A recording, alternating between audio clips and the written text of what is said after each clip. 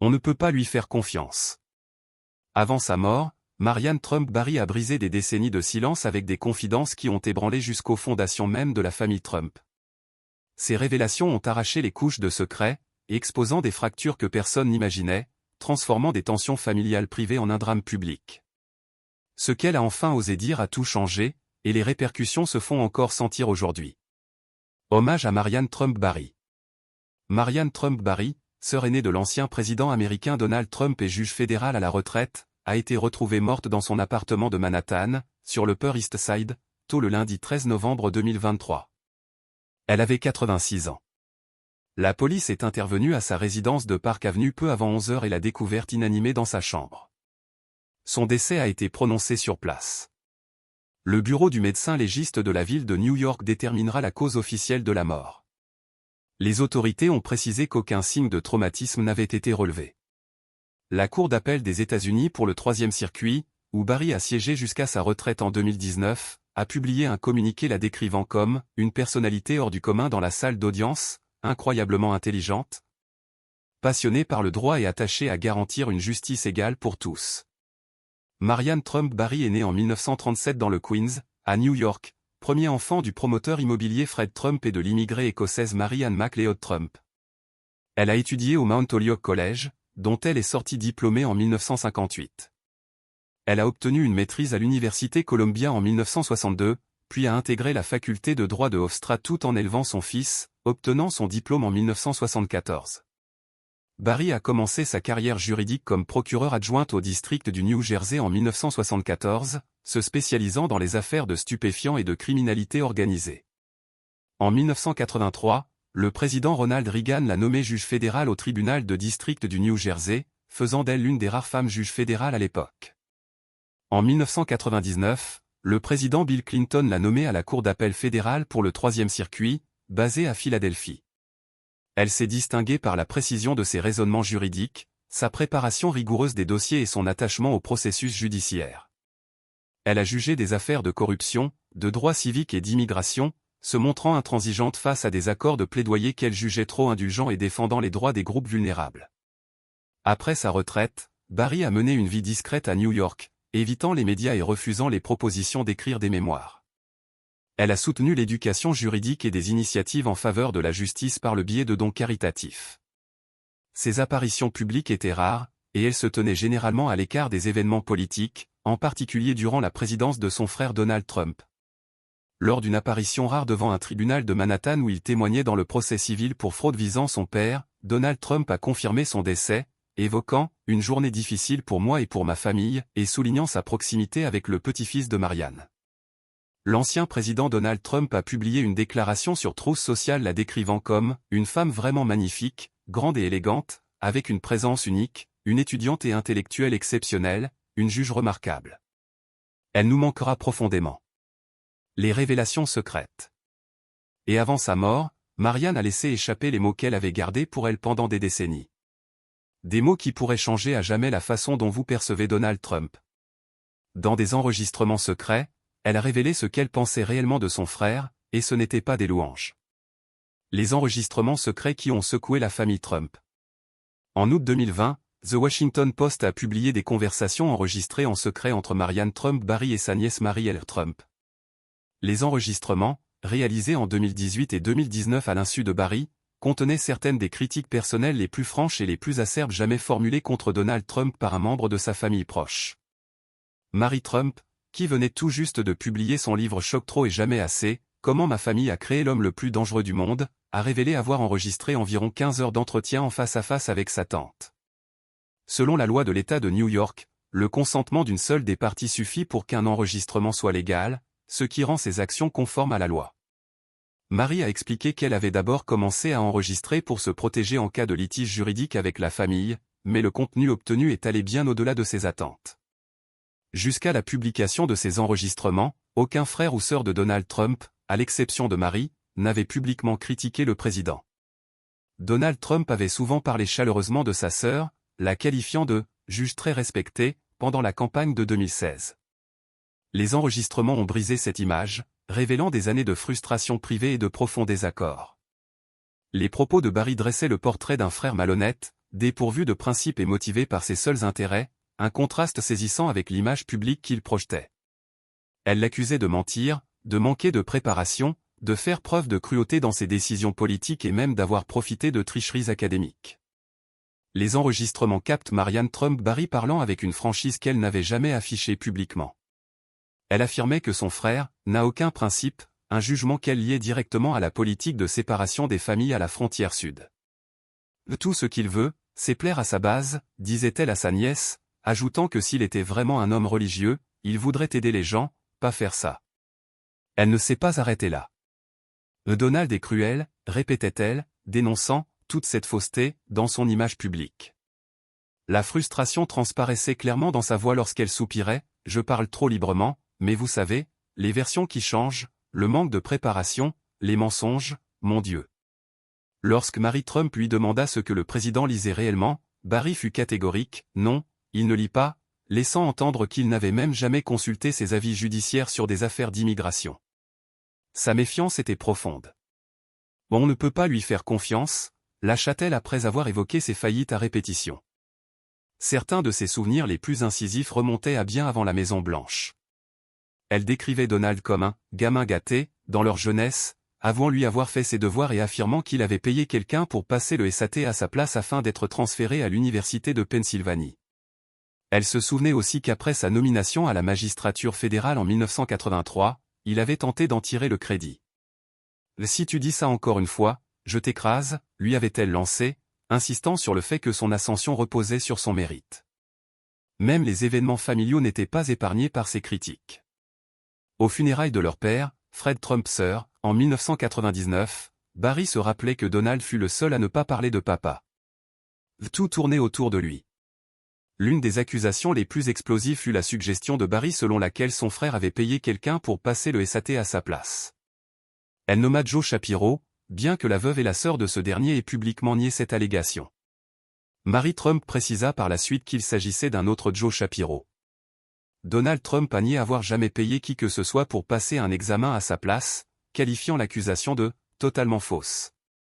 La Maison-Blanche avait à l'époque rejeté l'ensemble des enregistrements comme un exemple de « membres de famille mécontents ayant un compte à régler ». Le porte-parole de Mary Trump, Chris Bastardi, expliqua qu'elle avait commencé à enregistrer ces conversations après avoir conclu que des membres de la famille avaient menti lors de dépositions antérieures liées à un litige successoral en 2000. Mary affirmait avoir été trompée sur la valeur de la succession de Fred Trump Sr., qu'elle estimait bien supérieure aux 30 millions de dollars utilisés dans le règlement. Bastardi précisa que Mary voulait préserver des preuves susceptibles de contredire des déclarations sous serment passées. Elle ne s'attendait pas à obtenir des critiques aussi directes et personnelles de la part de la sœur du président. Ces révélations ont intensifié l'examen de la dynamique familiale Trump en pleine année électorale, à l'approche de la Convention nationale républicaine. Pour les opposants au président, les enregistrements confirmaient les récits existants sur sa malhonnêteté et son intérêt personnel. Pour ses partisans, il n'était soit pas important, soit perçu comme une attaque opportuniste de la part de parents éloignés. Les bandes ont également jeté une lumière nouvelle sur Marianne Trump Barry elle-même. Connue depuis des décennies comme une magistrate réservée et respectée, elle s'était toujours abstenue de commenter publiquement la présidence de son frère. Ses propos privés, cependant, révélaient une profonde désapprobation, en particulier à propos de la politique migratoire qu'elle jugeait inhumaine. Les enregistrements faisaient référence à des tensions remontant à plusieurs décennies. Barry évoquait une période dans les années 1980 où Donald ne lui avait pas adressé la parole pendant 2 ans à la suite de désaccords familiaux. Elle exprimait aussi son agacement face à sa tendance à s'approprier son parcours professionnel, alors qu'elle estimait avoir bâti sa carrière de manière indépendante. Sa description de son comportement lors des événements familiaux, y compris les funérailles de leur père, suggérait un ressentiment de longue date quant à son obsession de l'autopromotion. Le contraste entre les éloges publics de Donald Trump pour sa sœur et ses critiques privées était frappant. En 2016, il l'avait qualifiée de « juge phénoménal » et de « femme brillante ».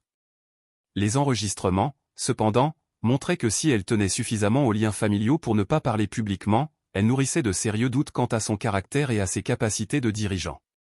Cette controverse a aussi soulevé des questions sur la loyauté familiale, la vie privée et l'éthique des enregistrements secrets. Même certains critiques de Trump ont noté qu'un tel procédé contre un proche parent était une démarche exceptionnelle. Réaction de la Maison-Blanche. Lorsque l'affaire des critiques enregistrées en secret de Marianne Trump Barry a éclaté en août 2020, la réponse de Donald Trump fut brève et désinvolte. Chaque jour, c'est autre chose. Peu importe. Mon frère me manque et je continuerai à travailler dur pour le peuple américain, déclara-t-il dans un communiqué. Tout le monde n'est pas d'accord, mais les résultats sont évidents. Notre pays sera bientôt plus fort que jamais. Le moment de la fuite était notable. Elle survint quelques jours seulement après les funérailles à la Maison-Blanche du frère cadet de Trump, Robert, une perte que le président avait décrite comme profondément personnelle. Sur ce fond de deuil familial, les enregistrements captés par sa nièce Mary Trump en 2018 et 2019 eurent l'effet d'un double coup, un chagrin intime et simultanément une trahison familiale très publique. La Maison-Blanche ne perdit pas de temps pour défendre le président. Le chef de cabinet Mark Meadows, lors d'une série d'interventions dominicales sur les plateaux politiques, qualifia les enregistrements de « politique habituelle » et remit en question les motivations de Mary Trump. Meadows souligna que Mary avait été exclue du testament familial à la suite d'un long litige successoral et qu'elle soutenait ouvertement le candidat démocrate de l'époque, Joe Biden. « C'est juste un jour de plus et une nouvelle attaque comme nous en voyons constamment », déclara Meadows à This Week sur ABC. Il alla plus loin, notant que Marianne Trump Barry, juge fédérale à la retraite, n'avait pas assisté aux funérailles de Robert Trump. « J'étais aux funérailles l'autre jour. J'espérais la rencontrer là-bas. Elle ne s'est pas présentée pour l'enterrement de son frère. » Meadows réfuta également les affirmations de Barry selon lesquelles le président était mal préparé et ne lisait pas. « Le président est non seulement très bien préparé, mais il lit tellement que cela m'oblige à lire bien souvent jusque tard dans la nuit pour rattraper son rythme, affirma-t-il. Jason Miller, conseiller senior de la campagne Trump, adopta une autre approche. S'exprimant sur Meet the Press de NBC, Miller jugea « honteux » de rendre public des enregistrements, littéralement le lendemain des funérailles de Robert Trump. Il présenta ses propos comme faisant partie de dynamiques familiales ordinaires. « Je ne l'ai entendu dire que des choses positives sur sa sœur », affirma Miller, décrivant le président comme « très fier des accomplissements de Marianne sur le banc judiciaire ». Il minimisa la portée des enregistrements, les qualifiant de « rivalité fraternelle » et les présentant comme une affaire privée exploitée à des fins politiques. Parmi les accusations les plus explosives figurait la déclaration de Barry selon laquelle Donald Trump aurait payé quelqu'un, identifié par elle comme Joe Shapiro, pour passer ses examens du SAT. Le président nia cette accusation. La veuve et la sœur de Shapiro déclarèrent au Washington Post qu'ils n'avaient jamais passé d'examen pour qui que ce soit. Mary Trump précisa par la suite qu'il s'agissait d'un autre Joe Shapiro, mais cette personne n'a jamais été identifiée publiquement. Les alliés de Trump tentèrent rapidement de neutraliser l'allégation. Meadows jugea l'histoire, invraisemblable et non étayée. La campagne la présenta comme un ragot recyclé du livre de Mary Trump, désormais amplifié par un enregistrement éthiquement discutable. Au sein de la Maison-Blanche, la stratégie de réponse semble consister à minimiser et à détourner l'attention. Trump lui-même choisit de ne pas attaquer sa sœur, préférant présenter l'incident dans son ensemble comme un bruit de fond dans un environnement politique déjà conflictuel. Sa remarque, chaque jour, c'est autre chose, s'inscrivait dans un schéma rhétorique de longue date, traitant les scandales comme des distractions routinières, tout en affichant une focalisation sur le travail acharné pour le peuple américain.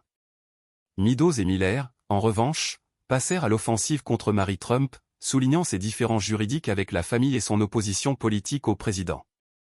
Cette double approche, le détachement personnel de Trump combiné à l'attaque agressive de ses conseillers visait à atténuer l'impact de l'affaire. Marianne Trump Barry ne réagit pas publiquement à la diffusion des enregistrements, et Donald Trump ne revint pas en détail sur le sujet après sa déclaration initiale. La Maison-Blanche continua à présenter l'épisode comme politiquement motivé et sans lien avec les performances du président. Mary Trump, de son côté, maintint sa décision, affirmant que le public avait le droit d'entendre l'opinion non filtrée de quelqu'un qui connaissait personnellement le président et avait servi pendant des décennies dans une fonction exigeant intégrité et impartialité. Les affaires fiscales inachevées de Barry et leurs implications plus larges. Ce n'était pas son premier contact avec le scandale. En 2019 déjà, une affaire l'avait écarté du banc fédéral et placé au cœur d'une tempête liée à une fraude fiscale impliquant sa propre famille. En octobre 2018, The New York Times publia une enquête affirmant que la famille Trump avait mis en place des stratagèmes fiscaux douteux et des cas avérés de fraude afin de transférer des centaines de millions de dollars du patriarche Fred Trump à ses enfants, tout en minimisant leurs obligations fiscales. Ce rapport décrivait comment les Trump auraient sous-évalué des propriétés, manipuler des factures et utiliser une société écran pour faire transiter de l'argent vers eux-mêmes. Selon le Times, ces méthodes auraient permis aux frères et sœurs, dont Donald, Marianne et Elizabeth, d'éviter de payer leur juste part d'impôt. L'enquête suggérait que Marianne Trump Barry n'était pas seulement une bénéficiaire passive, mais qu'elle se trouvait en position d'influencer et d'approuver certains de ses arrangements. En tant que juge chevronné de la Cour d'appel fédérale du 3e circuit, cette révélation portait directement atteinte à sa crédibilité judiciaire. À la suite de l'article du Times, plusieurs plaintes furent déposées contre Barry, déclenchant une enquête formelle pour inconduite judiciaire. L'investigation visait à déterminer si elle avait enfreint les règles éthiques en participant ou en tirant profit de ces montages. Parce qu'elle était encore membre actif du corps judiciaire, bien qu'en statut senior, semi-retraité, les plaintes entraient dans le champ des règles de discipline des magistrats. Les accusations étaient graves. D'anciens procureurs cités par le Times estimaient que si ces actes avaient été découverts à l'époque, ils auraient pu justifier une enquête pénale pour fraude fiscale, falsification de documents et même escroquerie envers des locataires de logements à loyer réglementé. Le New York Times rapportait que Marianne Trump Barry avait gagné des dizaines de millions de dollars grâce aux stratagèmes fiscaux présumés de sa famille. Un exemple était All County Building Supply et Maintenance, une société écran que les Trump auraient utilisée pour gonfler le prix des achats et répercuter ses coûts artificiellement élevés sur les locataires, justifiant ainsi des hausses de loyer. La famille était également accusée d'avoir sous-évalué des biens immobiliers pour réduire les droits de succession et de donation, et de transférer de l'argent entre proches à travers une comptabilité douteuse afin d'éviter un contrôle fiscal. Pour les enquêteurs en déontologie, l'image était désastreuse, une juge fédérale dont la fortune provenait en partie d'opérations pouvant être qualifiées de frauduleuses. Il ne s'agissait pas seulement d'argent familial, mais aussi de la manière dont elle l'avait acquis. En avril 2019, Marianne Trump Barry déposa officiellement ses papiers de retraite. Ce simple geste mit immédiatement fin à l'enquête pour inconduite judiciaire. Selon les règles en vigueur, les organes de contrôle ne peuvent enquêter que sur des juges en exercice. Une fois le magistrat démissionnaire ou totalement retraité, la procédure s'arrête et toute conclusion potentielle reste confidentielle. Pour ses détracteurs, il s'agissait d'une sortie stratégique pour éviter de rendre des comptes publiquement. Pour ses défenseurs, c'était un choix visant à partir discrètement plutôt que de subir des mois, voire des années, de controverses politisées. La retraite n'apaisa pas la tempête politique. La sénatrice Elizabeth Warren exploita l'épisode lors de sa campagne présidentielle de 2020, citant Barry dans son vaste plan anticorruption. Warren proposait de « fermer la faille de la démission » afin que les enquêtes pour inconduite judiciaire se poursuivent et que les conclusions soient rendues publiques, même si le juge se retire. Elle plaça Barry aux côtés du juge du 9e circuit Alex Kozinski, qui avait démissionné après des accusations de harcèlement sexuel, et de Brett Kavanaugh, dont les plaintes avaient été classées après sa nomination à la Cour suprême. Si ce plan avait été adopté, le rôle de Barry dans les stratégies fiscales de la famille Trump aurait pu être examiné en profondeur, avec la possibilité de sanctions ou de réprimandes officielles, même après sa retraite. L'avocat de Donald Trump, Charles Harder, rejeta les révélations du Times comme étant 100% fausses et hautement diffamatoires. Il assura que aucun membre de la famille n'avait commis de fraude ou d'évasion fiscale. Barry elle-même ne fit jamais de déclaration publique détaillée à ce sujet, fidèle à sa longue habitude d'éviter la presse. Ses amis et anciens collègues la décrivirent comme mortifiée par ces accusations, surtout au vu de ses décennies de service sur le banc. La controverse était grave pour plusieurs raisons. D'abord, les juges fédéraux sont soumis à des règles éthiques strictes, et même l'apparence d'un manquement peut nuire à la confiance du public. Ensuite, elle renforça les appels à ce que Donald Trump publie ses déclarations de revenus, ce qu'il refusa tout au long de sa présidence. Enfin, la démission de Barry démontrait comment un juge peut éviter une enquête complète en se retirant, échappant ainsi à toute responsabilité. Comme l'a déclaré le commentateur Gilles Dion, si Donald Trump a bénéficié d'un stratagème présumé d'évasion fiscale et de fraude, peut-être devrions-nous jeter un coup d'œil à ses déclarations fiscales. Après sa démission, Barry se retira encore davantage de la vie publique. Elle évita les événements politiques durant la présidence de son frère et refusa toutes les sollicitations pour écrire des mémoires ou accorder des entretiens approfondis. En privé, elle continua de soutenir des initiatives d'éducation juridique et des causes caritatives, mais son nom resta associé dans les cercles politiques et juridiques au scandale de 2018 à 2019. Les accusations n'ont jamais été portées devant un tribunal. Aucune conclusion officielle n'a été rendue, et les soupçons de fraude fiscale visant la famille Trump demeurent officiellement non résolus. Mais dans l'opinion publique, le timing de sa retraite a laissé planer un doute persistant. Son silence prit fin avec de puissantes critiques envers Donald Trump. Pensez-vous que ces critiques étaient sincères ou motivées par des tensions familiales? Cela change-t-il votre perception de la famille Trump? Dites-le nous en commentaire et cliquez sur j'aime si vous avez trouvé ces révélations édifiantes.